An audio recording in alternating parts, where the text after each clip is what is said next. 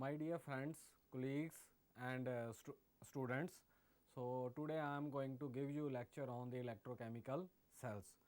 So as electricity plays very important role in our daily life, so all our houses are having appliances, electrical appliances like fan, geyser, microwave, TV. So all these appliances are run on by the electricity. So the conduction of the electricity is done by two ways. Number one, there is a metallic conductor, another is electrolyte conductor. So what is the difference between the metallic conductor and electrolyte conductor? The flow of current in the in the metallic conductor is by the movement of the electrons, while in electrolytes there is movement of the ions. So there are some chemical reactions which in which a chemical reaction is usually accompanied by a change in the internal energy in the most cases. This change in energy appears as heat evolved or absorbed from the surroundings, but the branch of chemistry having a relation between chemical energy and electric energy is called electrochemistry. Before going to this lecture, first I want to talk about electrochemistry, oxidation, reduction and redox reaction. So there is a link between the chemical energy and the electric energy, and the branch which deals with the chemical energy and the electric energy is called electrochemistry. Electrochemistry is the branch of science which deals with the relationship between electrical and chemical changes takes place in chemical reactions. A number of phenomena, both physical and biological, industrial and metallurgical and agriculture area, etc. The importance of these reactions is apparent from the fact that burning of different types of fuels for obtaining energy for domestic and commercial purposes, electrochemical processes for extraction of highly reactive metals and non-metals, manufacturing of compounds like caustic soda, operation of dry and wet batteries and corrosions of metal falls with the purview of the redox reaction. You have seen that transistor is working in our home, and the dry batteries are used in the transistors that run on the redox reaction. Similarly, now everyone is having mobile, and this mobile is also run on by dry batteries. So what is oxidation? Addition of oxygen and electronegative group is called oxidation.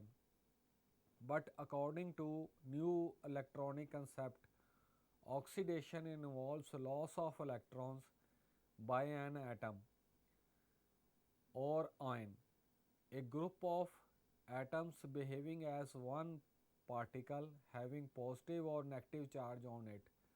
So in a chemical reaction there are some group of atoms, so and they may have positive or negative charge on it. So they also take part in a chemical reaction. During oxidation there is loss of electrons by these particles. So it is also known as de-electronation. So according to modern concept, oxidation involves loss of electrons by an atom or ion or a group of atoms. So the particle or group of atoms or an atom, if it is losing electrons, then oxidation is taking place at that time. Loss of electrons results in the decrease in negative charge or increase in positive charge on the atom or ion or on group of atoms undergoing oxidation.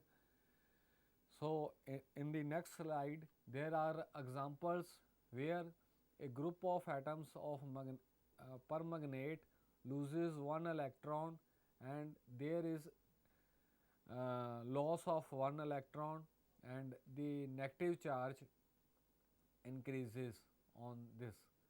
So, similarly, zinc loses two electron and it changes into zinc ion having two positive charge. Similarly, a group of atoms like ferric cyanide, it will lose one electron and the charge reduces to minus 3 negative. Contrary to oxidation, in reduction there is a loss of oxygen and electronegative group. The loss of oxygen and electronegative group is known as reduction. But according to electronic concept, reduction involves gain of electrons by an atom or ion taking part in chemical reaction. As during reduction, there is always gain of electrons. Reduction is also known as electronation.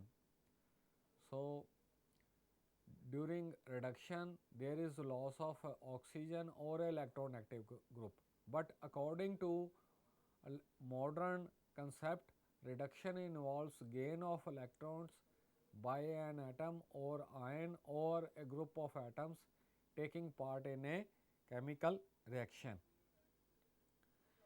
Gain of electrons results in increase in negative charge or decrease in positive charge on the atoms or ion.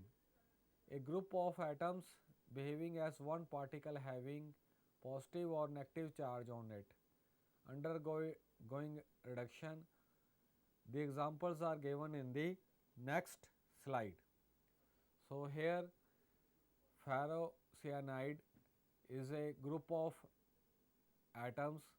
So, they will accept a electron and in by this way the negative charge on these group of atoms increases by 1 unit. Similarly, permanganate ion, it loses, it gains one electron and the negative charge increases from -1 to -2 ion. Similarly, atom of the chlorine, it gains one electron and changes it to chlorine ion, anion. So, these are the examples of the reduction.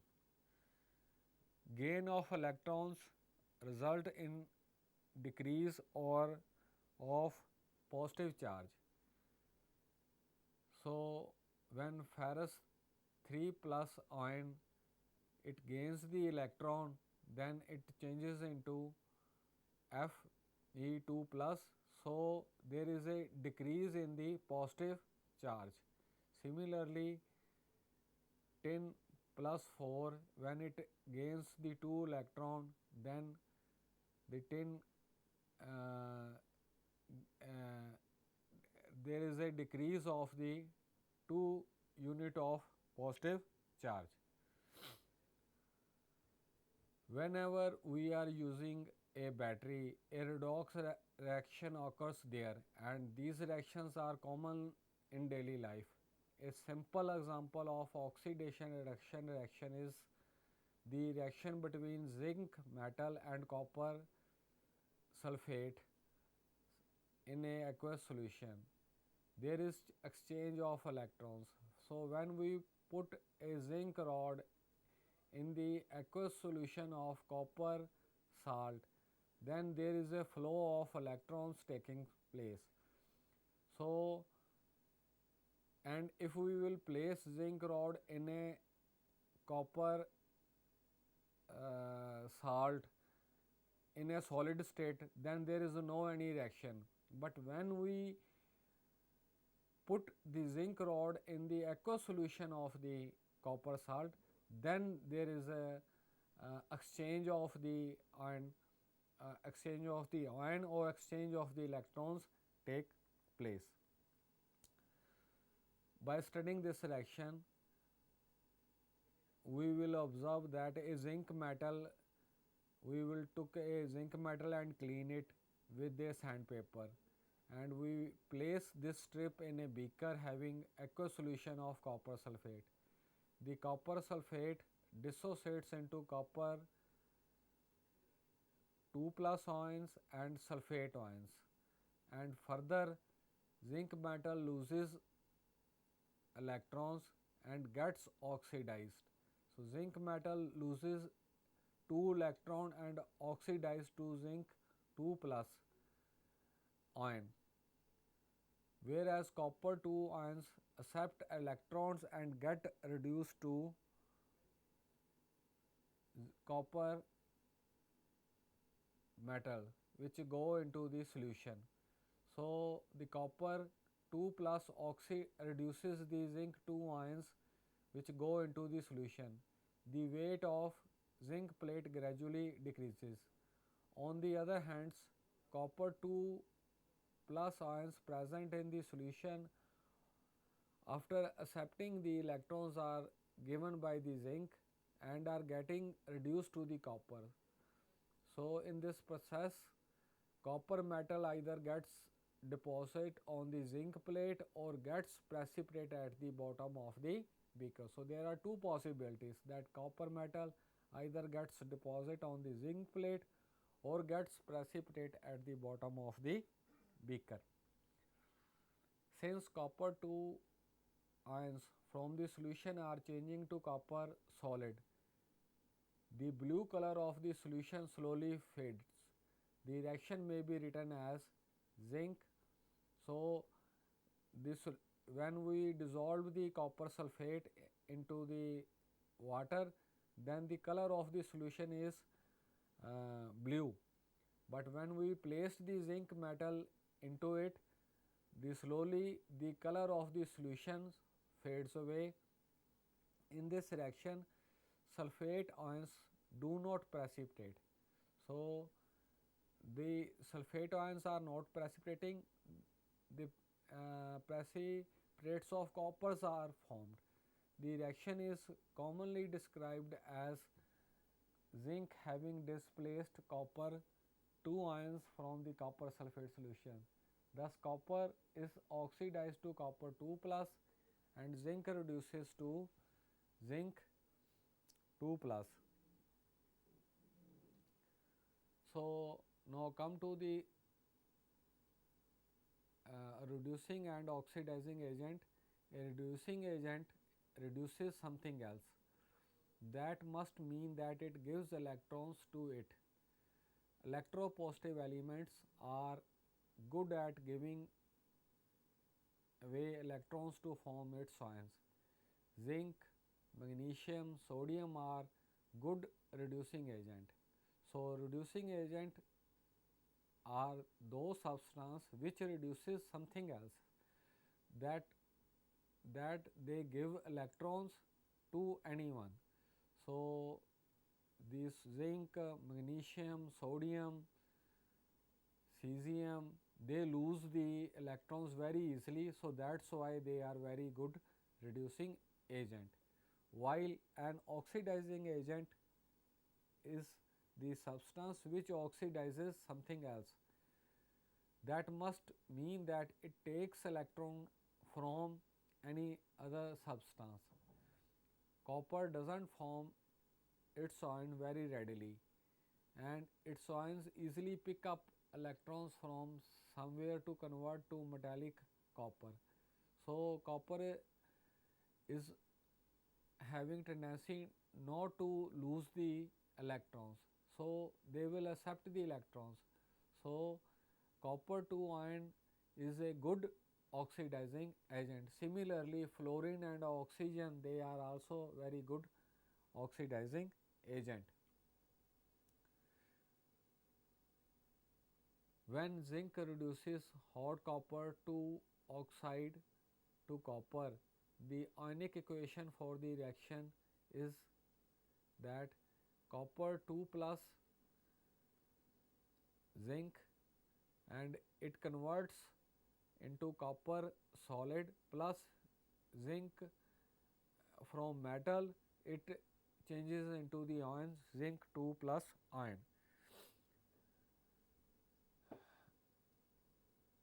It split the ionic equation into two parts and took look at it from the point of view of the zinc and of the copper 2 ions separately. This shows clearly that zinc has lost 2 electrons and copper 2 ions have gained 2 electrons from the zinc. So, the equation shows that zinc loses the 2 electron and copper 2 plus gains the 2 electron. So, this happens when we are using the zinc rod in a copper sulphate solution in a one beaker. But if we separate these two solutions and then electric current is passed through the wire. So, that technique is used in the galvanic cell and it is also known as the volta cell. A galvanic cell is an electrochemical cell that derives electrical energy from chemical reactions taking place within the cell. It generally consists of two different metals connected by a salt bridge. So, there are two metals, one copper metal which is placed in the copper sulphate solution and another is the zinc metal, it is placed in the zinc sulphate solution. When these are connected by a wire and these two beakers are separated by a salt bridge or by a porous membrane, then there is a flow of electrons takes place, and in this galvanic cell there is negative charge on the zinc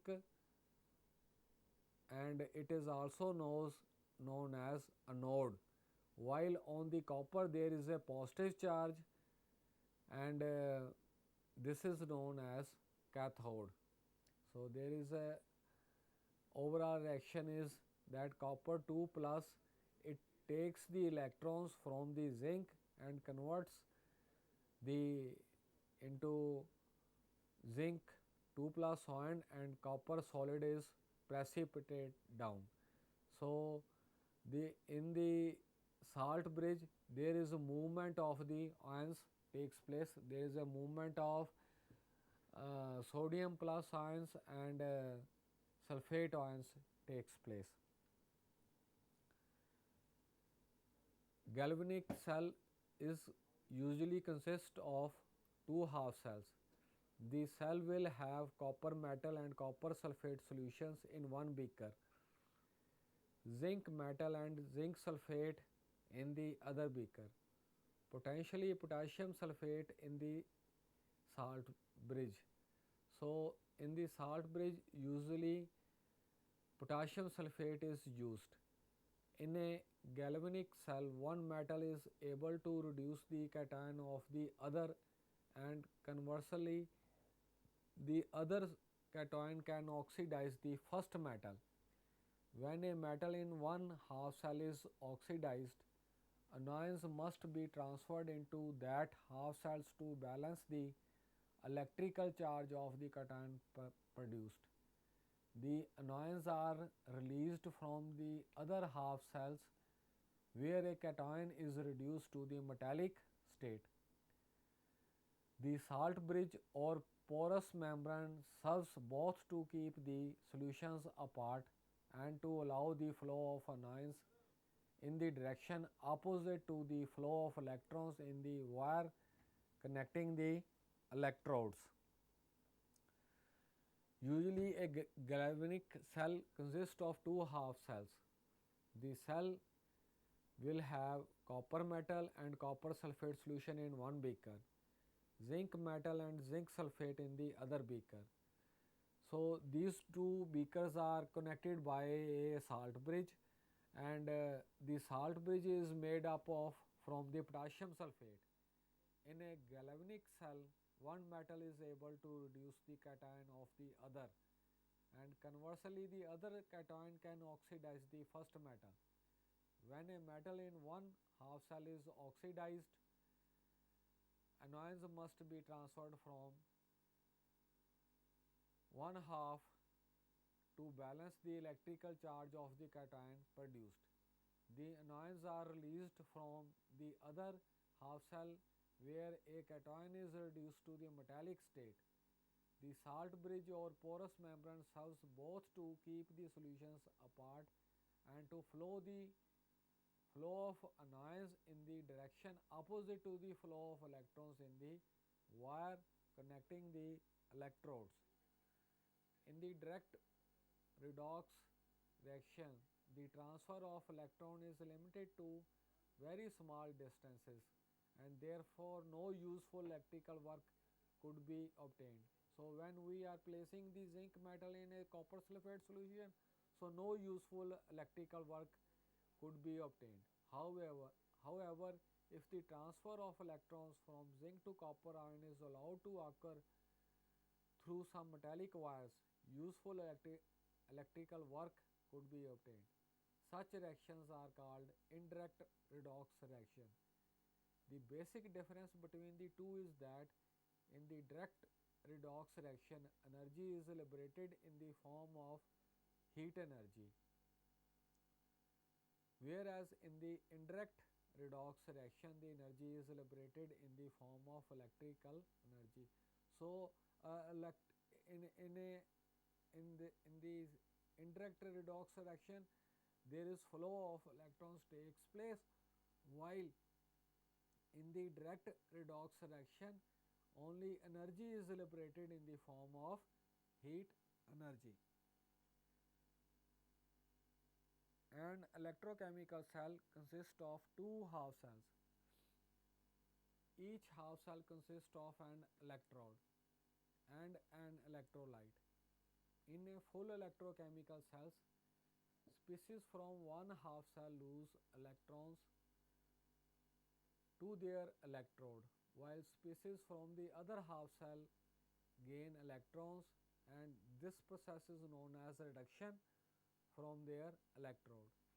Each half cell has a characteristic voltage.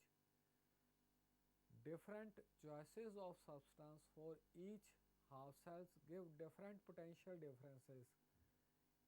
Each reaction is undergoing an equilibrium reaction between different oxidation states of the ions. So there are half cells in a galvanic cell. An electrochemical cell consists of two half cells. Each half cell consists of an electrode and an electrolyte. Electrolyte is the solution. In a full electrochemical cell, species from one half cell lose electrons to their electrode, while species from the other half cell gain electrons from their electrode. Each half cell has a characteristic voltage. Different choices of substance for each half cell gives different potential differences. Each reaction is undergoing an equilibrium reaction between different oxidation state of the ions. In an electrochemical cell, an electric potential is created between two dissimilar metals. This potential is a measure of energy per unit charge, which is available from the oxidation reduction reactions to drive the reaction. It is customary to visualize the cell reaction in forms of two half reactions, an oxidation half reaction and a reduction half reaction. An potential is created in an electrochemical cells between two dissimilar metals. This potential is a measure of the energy per unit charge which is available from the oxidation reduction reactions to drive the reaction. It is customary to visualize the cell reaction in terms of two half reactions, an oxidation half reaction and a reduction half reaction. The cell potential, often called the electromotive force or EMF, has contribution from the anode, which is a measure of its ability to lose electrons. The cell potential, which is also known as electromotive force or EMF, has a contribution from the anode, which is measure of its ability to lose electrons. It will be called its oxidation potential. The cathode has a contribution based on its ability to gain the electrons. Its reduction potential,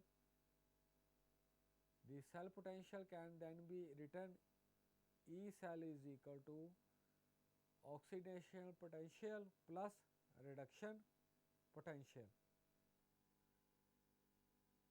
The electrochemical series is built up by arranging various redox equilibria in different order of their standard electrode potential or redox potential. The most negative E naught values are placed at the top of the electrochemical series, the most positive at bottom. So, the electrochemical series is built up is by arranging the various redox equilibria or redox reactions in order of their standard electrode potentials. The most negative E naught values are placed at the top of the electrochemical series and the most positive at bottom.